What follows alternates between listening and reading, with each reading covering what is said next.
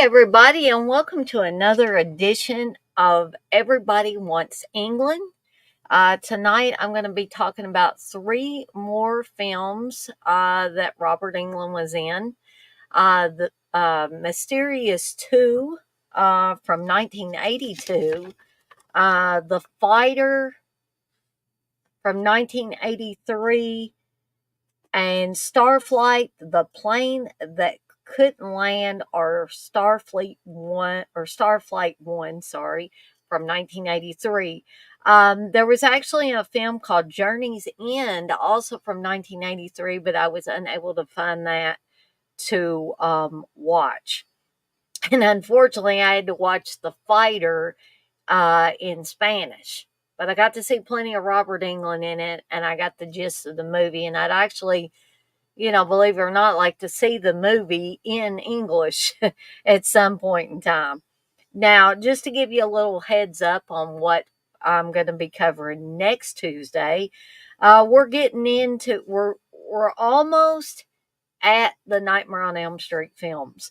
So next week, I will be covering V from 1983, which Robert Englund has a pretty sizable part in as Willie, one of the visitors, aliens. I Want to Live from 1983 about Barbara Graham. And if you don't know who Barbara Graham is, take a look at her on Google. I didn't know who she was either until I started doing some research. And Hobson's Choice, also from 1983. And then the following week we'll be getting into Nightmare on Elm Street territory, because we'll have V, the Final Battle, A Nightmare on Elm Street, and A Nightmare on Elm Street 2. So we're probably going to be starting to get into more familiar territory for people. And I've been pleased that I've been able to watch so many of these Robert Englund films. There have been a couple, maybe, and then that one, The Courage and the Passion, that I was never able to find Robert Englund in. I don't know why. Hey, X-Ray, you say V is where Steve's fetish for eating gerbils started. Oh, yeah. Hey, Daner. Hey, X-Ray. Okay. So I'm just going to do a little housekeeping stuff, talking about what's coming up for the rest of the week and the weekend. And then we're going to get started with these movies. I'm on here by myself. Now, Uncle Bill told me probably when I start getting into the Nightmare on Elm Street stuff and the more recognizable stuff, he might come on here with me for a couple of shows or something. So, but anybody is welcome. The regulars, they're welcome to come on here at any point in time if they want to. Usually, because I know that I can trust you guys and gals that are regulars around here. So, what do we got coming up tomorrow night? Tomorrow night, God willing, and the creek don't rise, me and TJ will be back yet again talking about the Creep Show episodes. We're going to kick off the second season. I think we're going to cover about 6 segments. And you think Uncle Bill thinks he's above Robert's non-Freddy catalog X-ray? Maybe. I don't know. So we're going to be doing that tomorrow night starting at 8:30 p.m. Eastern Time. Thursday night, I'm going to have Darren on here with me, as far as I know, because I'm going to be covering a couple of films that he asked me to review as one of his perks for joining my channel. So, see, you get perks when you join. You get a few extra things here and there. Hey, Kathy. I'm not begging anybody to, and I'm not saying that you have to. You can just simply keep tuning in, to see what I'm going to be covering. Friday will be another midday with Dana and Jay, starting at 1 p.m. Eastern Time. I have no theme, absolutely no theme, so I don't know what me and Jay may be talking about, but I'm sure it'll be fun and interesting and all that. Uh, Saturday and Sunday, we've got a movie munchie and a couple watch alongs. So, what do we got coming up for the watch alongs?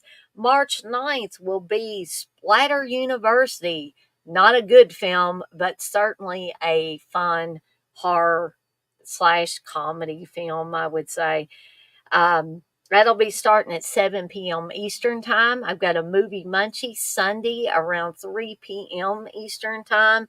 I'm going to be making Flesh and Blood, a Carrie inspired recipe taken from the Death for Dinner book that Candace sent to me. It's a really, really cool book. Uh, Oh, Darren, I haven't watched them yet, but you're batting 1,000 so far. The stuff that you picked prior, so I'm very positive about it. um, but we will be making, or I will be making, some tomato soup, homemade tomato soup with a side of grilled cheese. So I'm looking forward to that because I love me some tomato soup and some grilled cheese, and I'm sure a lot of you guys and gals out there do as well.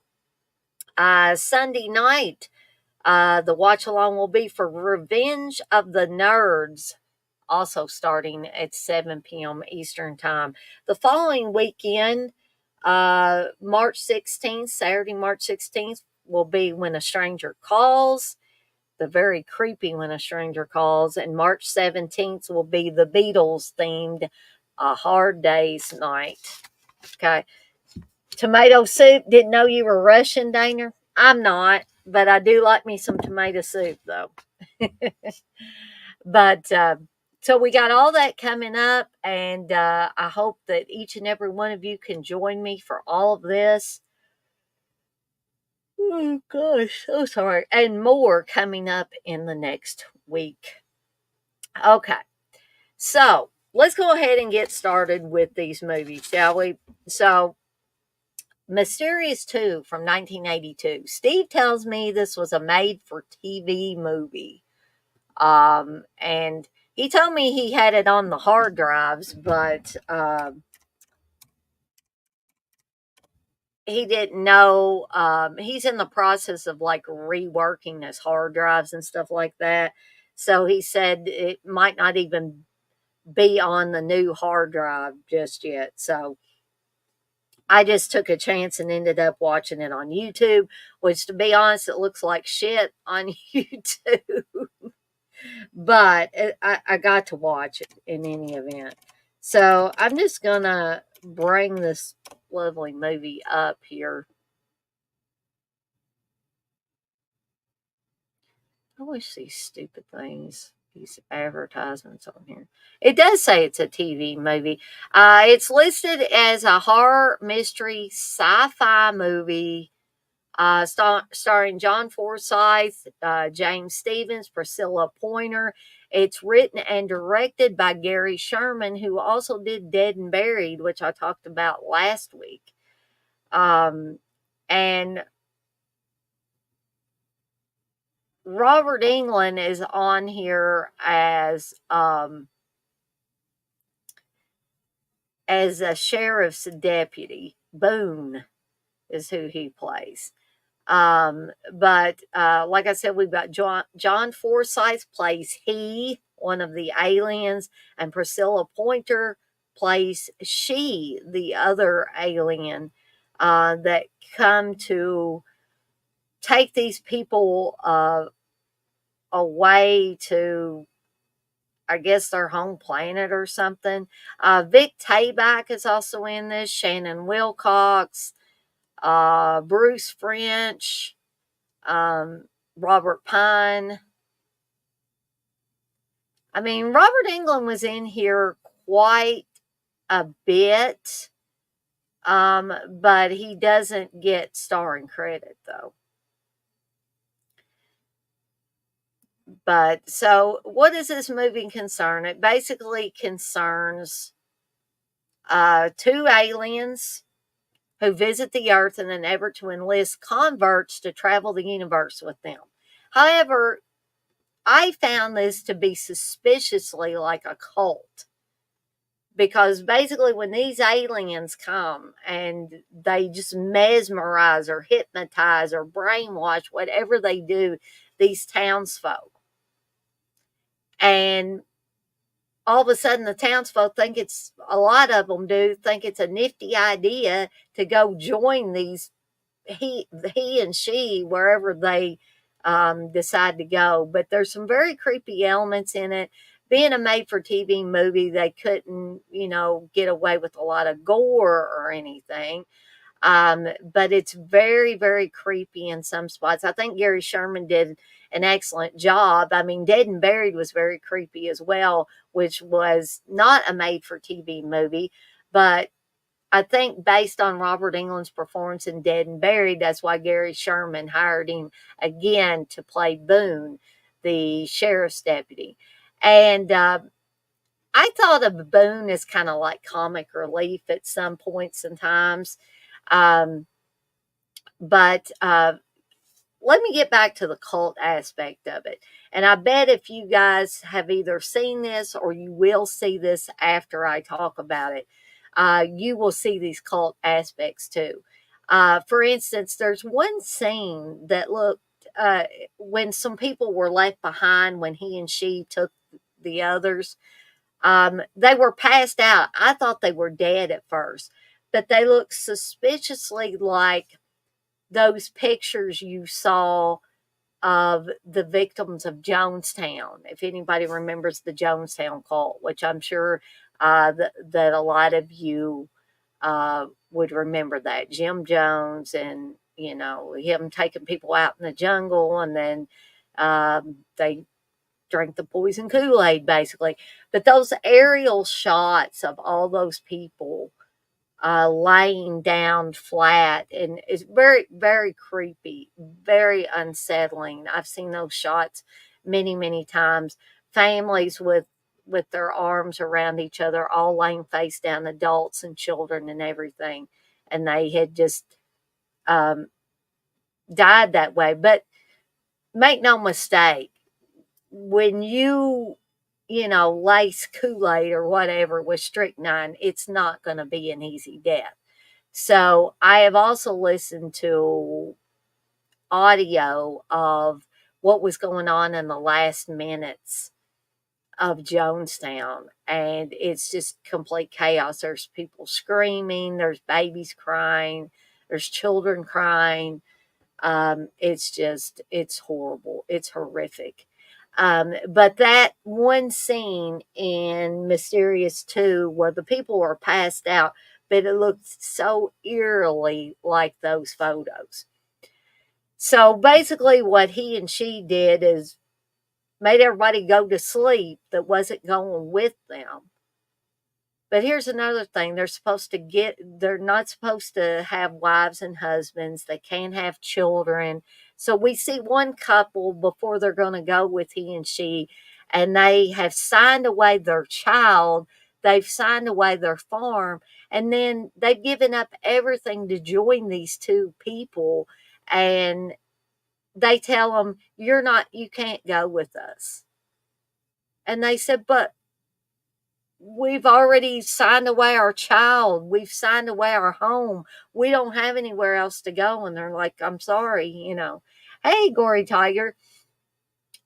We have an older couple who the man does not want to. The wife wants him to sell the car, and they're supposed to give up all their possessions and go join he and she. He doesn't want to do it, and she says, well, I'm leaving. I'm going with them. And so he spends a lot of the time as a lonely old man just wandering around, hoping that his wife will come back. And so it's a very creepy movie in some parts. I liked Robert Englund's character as Boone, the sheriff's deputy. I like the way it was set up, but it's a very dark and very bleak film in a lot of respects. So if you are feeling low, if you're feeling depressed, I wouldn't recommend you watch this. But if you're feeling okay, then you might want to give this one a watch. I am not going to give this one a 5, but based on Robert Englund's enjoyable performance, and the movie was itself wasn't half bad, I'm going to give it a 4 deadites out of 5. And that's The Mysterious 2. Okay, so the next one I watched, because I had to skip over Journey's End because I could not find it to watch, is The Fighter from 1983. And this is the one, unfortunately, that I can only find it on YouTube in Spanish. But I got the gist of it. It has Gregory Harrison, Glennis O'Connor, Robert Englund, of course, is in it.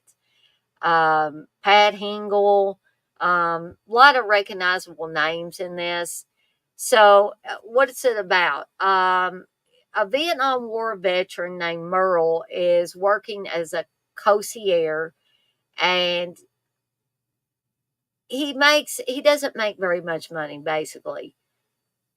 And he and his wife Randy, it's a hard life for him. But then he hears that there's going to be an amateur boxing fight, and he decides to participate in it. And he gets pretty well known as he keeps winning. And so Robert Englund plays Charlie, his friend, and also his I guess his assistant who helps him outside the ring and all that. And I thought it was a really cute part for Robert Englund. He has said before, especially early in his career, he was known as the friendly sidekick or whatever. He would show up in a lot of films as somebody's sidekick, basically. So yet again, he's doing that. And there was at some point in the movie where I felt like Gregory Harrison's character kind of left him behind a little bit. And then towards the last few minutes of the movie, it focuses more on him and Merle and his wife, Randy. Randy gives birth to, I think it's a little girl. And I think at that point he realizes there's more to life than just winning these boxing matches. And we also see a good friend of his. I don't think he dies, but he gets hurt real bad in the ring. And I think that is probably the big turning point for Merle at that point in time. But if you want to see quite a bit of Robert Englund, you will see it in the film. And even though the film was in Spanish, like I said, I would have liked to have heard their real voices and stuff, because I'm pretty sure that was not Robert Englund. I'm pretty sure that was a Spanish person speaking for Robert Englund. But like I said, you got the gist of it. I was hoping that it would have English subtitles, but the subtitles were in Spanish as well. So I was like, well, yeah, that's out. But it seemed to be a really well-made movie. Something that I would want to go back and watch in English and rewatch Robert Englund's performance, because I think it was really good. I mean, I could see his facial inflections in the different scenes and stuff like that. That part was not lost on me, of course. So, although, again, I won't give it a 5, but again, based on Robert Englund's performance and the movie itself, I'll give it 4 deadites out of 5. And guys and gals, I know I'm not going to be on here very long, but again, usually if I don't have anybody on here, I don't stay on here very long. Hey Candace, hey Blissful, hey Wes. Wes says Robert Englund is fluent in Mexican. He may very well be, I don't know. So the final film of the night is Starflight, the plane that couldn't land, from 1983, which I didn't realize this was kind of a sci-fi movie, but it sort of is. And Robert Englund has a really small part in the film. Uh, Let me just bring this up real quick. And Lee Major stars in the film, but there are a whole heck of a lot of recognizable names in this movie, in addition to Lee Majors. So who all do we have in here? Lauren Hutton's in this. Like I said, Lee Majors, Ray Milland, George DeCenzo, Tess Harper, Terry Kaiser, um, Robert Weber, Jocelyn Brando, Peter Jason. Of course, Robert Englund plays Scott in this, a very small role compared with the others. I didn't realize, but Kirk Cameron is in this playing Gary. Must have missed him somewhere along the way. But anyway, what is the movie about? So, Starflight, the plane that couldn't land, is a TV movie, another made-for-TV movie. So, on the maiden flight of the first hypersonic commercial plane, which can make a flight from New York City to London in 4 hours. Now, who wouldn't want to do that, right? A minor disaster occurs, resulting in the plane actually leaving the Earth's atmosphere and orbiting around the globe, which probably is why Steve says it's kind of a sci-fi type of film. A lack of heat-resistant tiling prevents the plane from simply re-entering the atmosphere with oxygen, um, and therefore time running out. The crew of the plane and the crew on the ground must figure out a way to return the plane and its passengers to safety. And that's essentially what the movie is. No more, no less. And for it to be so packed with all these recognizable names, and to have Robert Englund in this pretty small part as Scott. I wasn't as wowed by it as I guess I thought I was going to be. I guess the premise sounded better than the movie actually was. But I'm not going to say don't watch it. Just don't expect a whole lot from it. And so, based on Robert Englund's small performance in it and the movie itself, I'm going to give it 3 deadites out of 5. Okay. Kathy, you say Lauren Hutton was an attractive woman back in the day. Yes, she certainly was. So I know I'm just under 25 minutes here, guys and gals, and you're probably thinking, gee whiz, dang, you didn't talk about anything much. But like I say, when I don't have anybody on here, maybe I'll have somebody on here when I start talking about the more recognizable Robert Englund stuff, which it's going to emerge next week. It's going to start to emerge because I'll be covering V from 1983. I Want to Live from 1983. And if I can find it, Hobson's Choice, also from 1983. And then the following week, will be V, The Final Battle, A Nightmare on Elm Street, and A Nightmare on Elm Street 2. So if anybody wants to join me for any of those in the next 2 weeks, hit me up on here or otherwise and ask for the link, and I will be glad to send it to you so you can join me on here for those. But I can probably stay on here a few more minutes. Maybe about 4 or 5 more minutes. If anybody has any questions or wants to ask me anything about stuff that's coming up, or you say, wait, what time did the show start? It started at 8. these are primarily review shows, Wes. So if I don't have anybody on with me, I don't go on very long. But yeah, I actually started at 8 o'clock.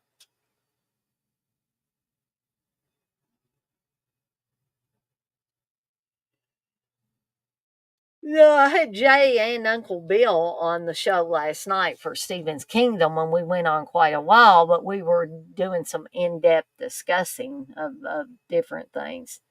Um, I'm going to walk away for a second and get me some more Mountain Dew because I've been really tired lately.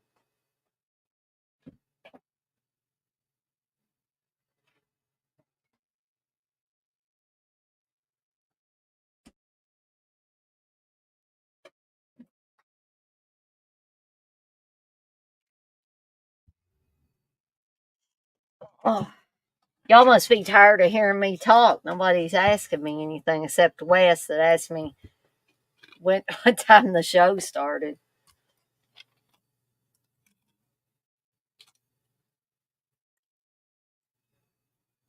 I guess I could ask for those of you that have been here for all these. Everybody wants England. Does anybody want to share in case you watched these after I've talked about them? What was your favorite early Robert Englund film so far? Well, as you say, there's some great deals on Hamilton books right now. Cool. I may have to check that out. The Titanium Blu-ray is $4.95. That's some movie. That's all I'll say. Do you like that movie Titane, Wes? I'm just curious.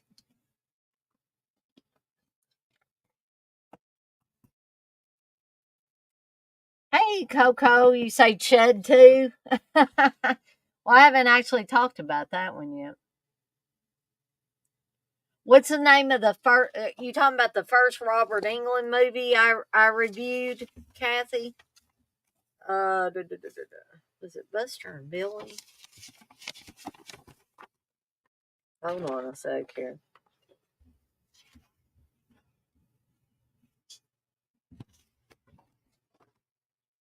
Trying to find all my sheets here. I think it was Buster and Billy.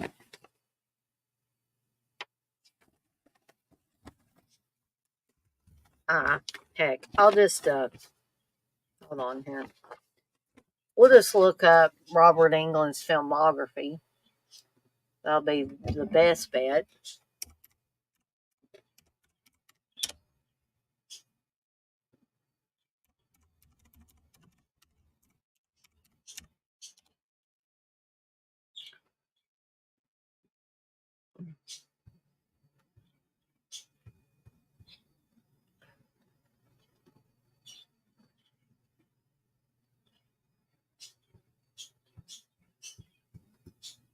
I have to scroll way, way down here. Here we go.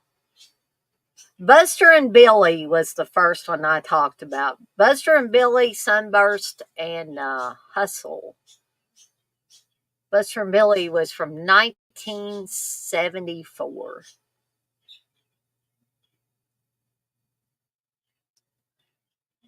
The cultish one, I don't know if that was the cultish one. I mean, Eaten Alive, I talked about. That might be considered kind of cultish.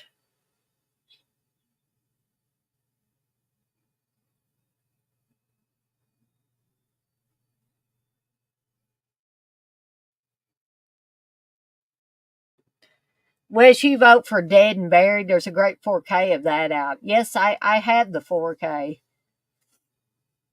And it is great indeed. You might have been talking about uh, Eaten Alive, Kathy, because that one was probably the one I considered cultish. But I did cover Buster and Billy first, which is a pretty decent film. So, anybody have anything else they want to bring up or ask me about, or give it about another minute or two, and then I'll probably call it a night.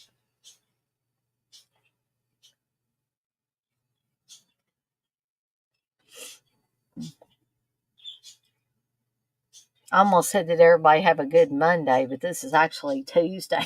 I'm just so out of it. And I hate to get off of here with 12 people still in here, but I don't really have a lot more to talk about. Well, everybody seems quiet. So I guess that's a good time for me to make my exit. But I want to thank each and every one of you that was in here tonight. With 12 or 13 people, I hate to go, but I don't want to sit here and just, ramble on about nonsense or, be silent, because that's no fun. But be sure to tune in. Coco, you say, do I ever get grossed out when I eat a sausage pizza? No, I've never gotten grossed out by eating a sausage pizza. I used to love sausage pizza, and now in more recent years I've moved to pepperoni. I guess I just don't eat it much. Candace, she say I would come on, Dana, if I didn't have my moo on. That's okay, Candace. Hopefully there'll be plenty of time for you to come on, uh, if if you would like to. Um, like I said, Uncle Bill said that he would. Oh yeah, the soul food thing from Nightmare on Elm Street, whatever. You're curious what I don't like on my pizza, Wes? Well, I don't like mushrooms on my pizza. I don't want anchovies on my pizza. I don't know how I would feel about pineapple on my pizza. I know some people have pineapple on a pizza. I've never tried it. But mushrooms and anchovies, that's two big things that I don't want on there. You love mushrooms? I agree, Candace. Olives are amazing. I don't know what the deal is with these people hating on olives. I really don't. Uh, but pepperoni is my true love when it comes to pizza. But I really like the addition of the green peppers and the black olives this time around. And I finished up that pizza already. I don't think Steve ate a slice. What did she say? Olives gave the consistency of pencil erasers, or have the consistency of pencil erasers. You love mushrooms. We'll see. You love mushrooms, and I love olives. And never the twain shall meet, right? Coco, you say I got a mushroom tonight from Giovanni's. Candace, you say I put olives in my drinks. It grosses some people out, but I've done it since I was young. Nothing wrong with that. I mean, some people have olives in their alcoholic drinks, martinis or whatever. You love black olives, Coco. What about green olives? I like green olives and black olives. You don't like the green ones? Okay. Um, I think um, I think the green ones are a little bit more salty than the black olives. I think I actually brined these black olives up. I drained them because Steve got me a can of them instead of a jar. I think they're more salty when they're in the jar. So these weren't quite as salty. So I drained them and sprinkled some salt in them, tossed them in the salt, and put them in the refrigerator for a while.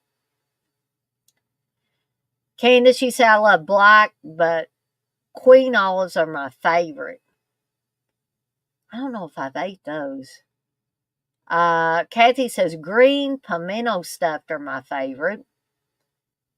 Coco says I can do them, but don't.